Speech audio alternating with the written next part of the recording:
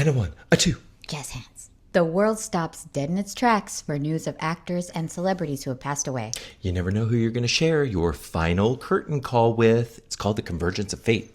I think that's the storyline of Lost. Oh, well, we've found who's dead this week, March 7th through the 13th, 2026. First up, actor Corey Parker. His death was announced on Saturday, March 7th, but his family told TMZ he actually passed away Thursday, March 5th, in Memphis, Tennessee, after a battle with cancer. He was 60 years old.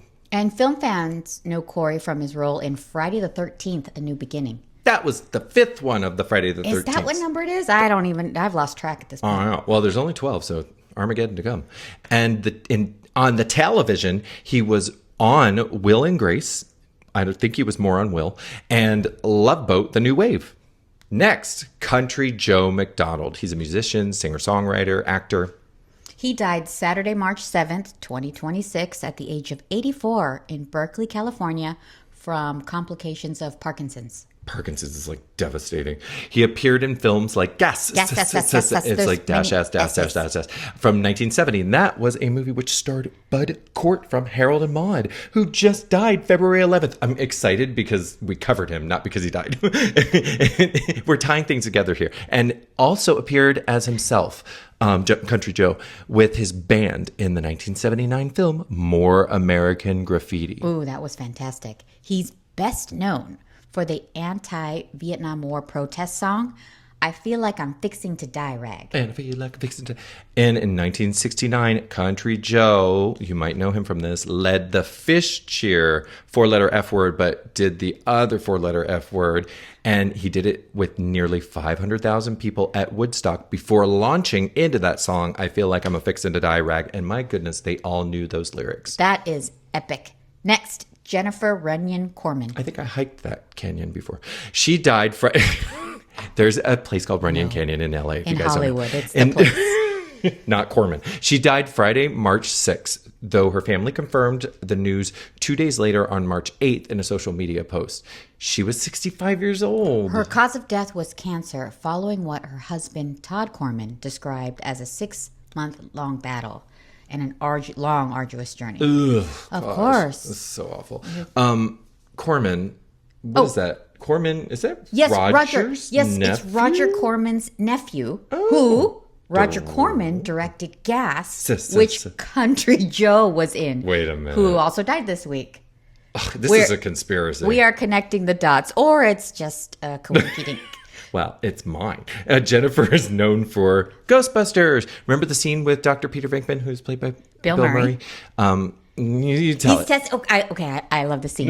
It's Jennifer's character is next to another student, and they're being tested for ESP by Dr. Peter Venkman, but she's getting them all wrong, and the other student is getting them right, but he's buzzing the other dude. And the guy kind of knows he's right. But Peter Venkman ends up being creepy with Jennifer Coleman's character because he asks her out. But it works out in the end. He doesn't show up. Oh, testing for ESP. I had that once. It went away with Shot and 4 Pills. He also appeared in A Very Brady Christmas, Up the Creek, and many TV roles, best known for playing Gwendolyn Pierce in Charles in Charge. You know, she was only, I think, in the first season, but I remember her as a core memory from that show. She was so good. She made her feature film debut in the 1980 slasher To All a Good Night. Oh my gosh, was she the one that my mom worked with at FPNL? Anyway, long story, Charles in Charge story from my youth. She also played Judy Davis in the 1992 TV movie, okay, here we go, Till Death Do Us Part, based on the book by prosecutor Vincent Bugliosi. Where do we know that name from? Did he the one that convicted Charles Manson? He sure did, which is Ben's favorite conspiracy bunny hole. Well, Charles Manson solely did all that on his own. And you said hole. Next up, Alexander Butterfield. The Nixon White House aide who revealed the secret Watergate tapes. He died and passed away on Monday, March 9th. We're redundant. All right, Monday, March 9th at 99 years old, you guys. I love this, but how sad he didn't make it to 100. At his seaside home in La Jolla in San Diego, California. You know, my aunt just turned 105 yesterday. Wow, that's impressive. La Jolla is beautiful. And it's beautiful there. Mr. Butterfield was famous. And by the way, I'm going to call him Mr. Butterfield. I respect 99, and I love his name. He was famous for revealing the secret White House taping system during the Watergate hearings, which proved President Nixon's involvement in the scandal. One of the largest scandals in U.S. history. And did you know Alexander Butterfield had film credits? He had a cameo and was a consultant for Oliver Stone's 1995 film. Take a guess? Nixon. That's right. And he made appearances in films like Elvis meets Nixon. And Elvis Meets Outer Space. Woo! Butterfield served in the U.S.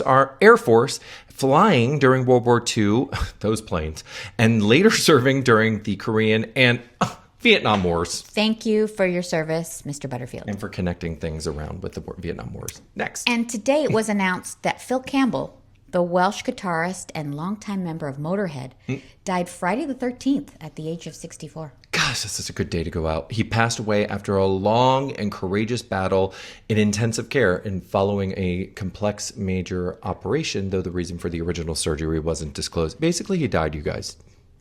Phil joined Motörhead in 1984 and was a husband, father, and grandfather, affectionately, I can speak, known as Bampy. That's so sweet. Oh, you were 67 in 1984. He had dozens of music video credits. He had a lot. And also had film connections, including soundtrack work for Ghost Rider, Spirit of Vengeance, and Bolt. Ah, yeah, the animated dog movie. Never saw it. And Motörhead songs have appeared in films like Ford vs. Ferrari, Airheads, Hellraiser, and the SpongeBob SquarePants movie. Say that 3 times real fast. A few honorable mentions this week.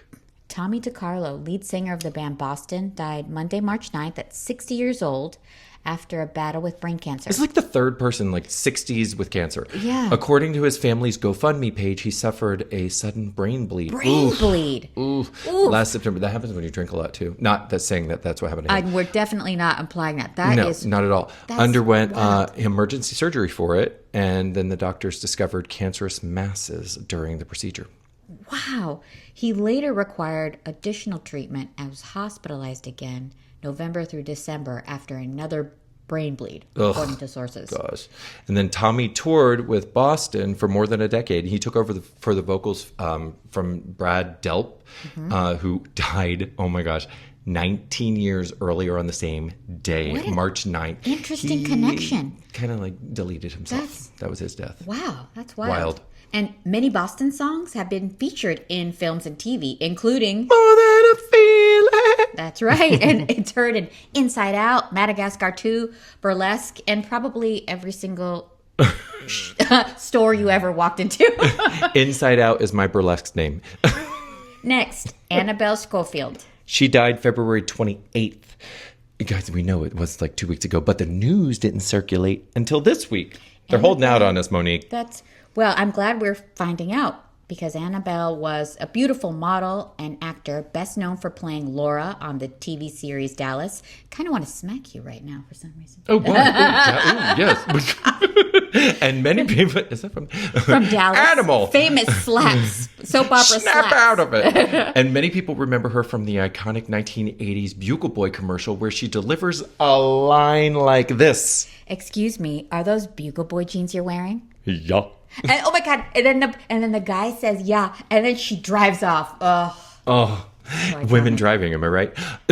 And finally, get this: Stephen Hibbert. Oh, the British American actor and comedy writer. He died March 2nd, but the news only circulated this week. He died from a heart attack at 68 in Denver, Colorado. Ben likes to say heart attack. It's very onomatopoeic. I think it's healing. It's got all the vowels. It's healing for him to say it with such vigor. It might give me a heart attack someday. But no, it won't. Hibbert. Guys, he's best known for playing the Gimp in Pulp Fiction. Yeah. Can we say that again? He was the Gimp in Pulp Fiction. My favorite line. He appeared in the Austin Powers films, and he wrote on shows like Boy Meets World and Animaniacs. He performed with the Groundlings, where he became friends with Quentin Tarantino. I've heard that name before. And they were movie geeks together. Well, Tarantino actually asked him to read for the Gimp. I can imagine that audition. No lines. It's like, well, because Hibbert was an improviser. And again, what are you? Okay. Hibbert later said that filming the scene, in Pulp Fiction, they felt like kids getting away with something naughty because they knew audiences would freak out. You said naughty and freak in the same sentence. At the time, he was married to SNL actress Julia Sweeney. What film did they co-write? And the two wrote the film. It's Pat, based on her character that she created. I remember it. Pat. And That's like a cancelable character now, but oh my gosh, you guys, Pat is so great. TBD. And Hibbert said he loved going to conventions where fans recognized him as the Gimp. And he said he had an absolute blast with it. What a good guy. I know. Gimp's and good guys. He sounds so fantastic. Y'all, we have an Oscars note for tomorrow. So we heard there's a planned Rob Reiner tribute during the In Memoriam segment at the Oscars. Sunday, March 15th. And Corey Feldman told Variety, I'm surprised they still talk to him, he was not invited to participate, while Jerry O'Connell and Will Wheaton were. Wheaton. So we'll see if he gets invited last minute. Corey Feldman is the... And how anyway, that plays whatever. out. I know. I don't know how that's going to work out. Hollywood's so we'll ridiculous see. sometimes. What time does it start? It's 4 p.m. and the red carpet starts at 3:30 p.m. I am here for the glamour. And I'm here for the fails. Who are you wearing? Who are you wearing and why and what? Well, that's a prep for this week. And as always, stay not dead.